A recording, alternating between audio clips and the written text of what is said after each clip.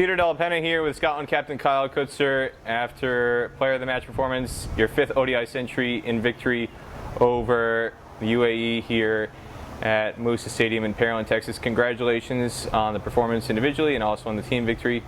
It's your first century in an ODI in a chase. Your 4 previous centuries today all came in the first innings. What is it like for you today out there in the middle in a chasing situation where you haven't succeeded in that sense in the past? Yeah, I guess I wasn't necessarily aware of that, but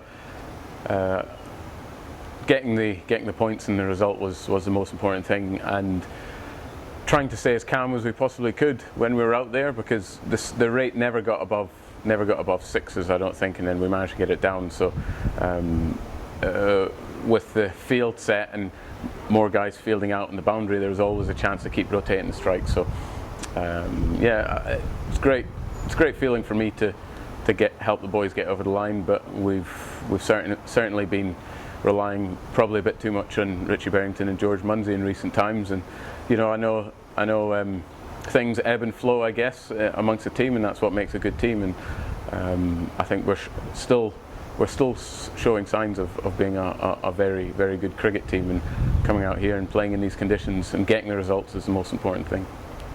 I said it was the first century for you in ODI cricket in a chase, and it's been by far the best innings of any player of the first 3 ODIs in the second innings here.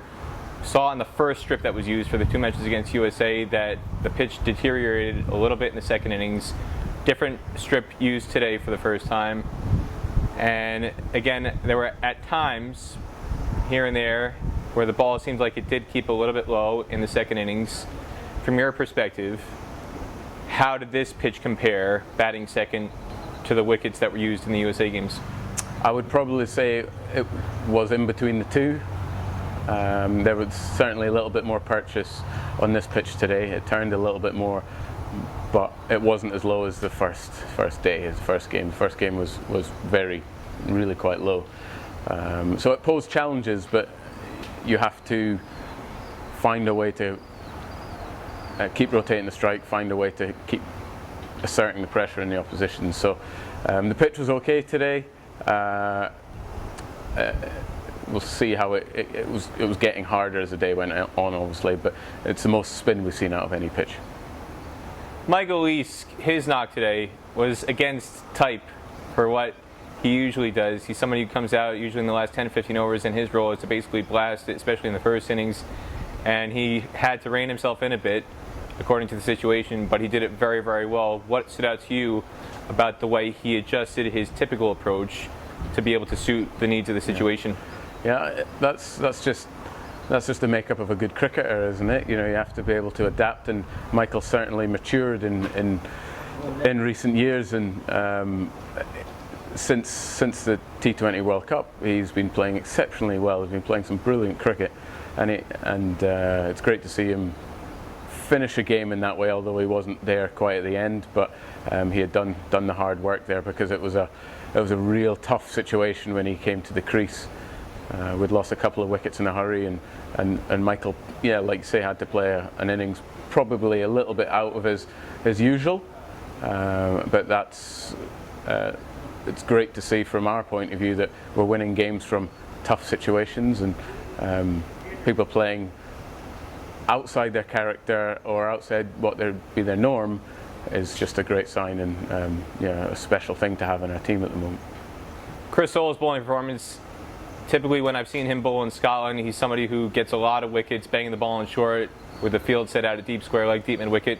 We saw that again in his second spell today, not so much in his first spell. He was still very successful across the board, new ball spell and late, but in particular that second spell, the field settings that you made have really been impressive throughout. We've been discussing that on air during the broadcast about how you've been sizing up the wind conditions, but also the dimensions of the field. And with these boundaries, 75 yards, they're very well suited to his style of bowling, getting it in short to get guys caught out in the deep. Again, from your perspective, what about his game and the way he bowls did you feel allowed him to succeed out there today in the way that he did?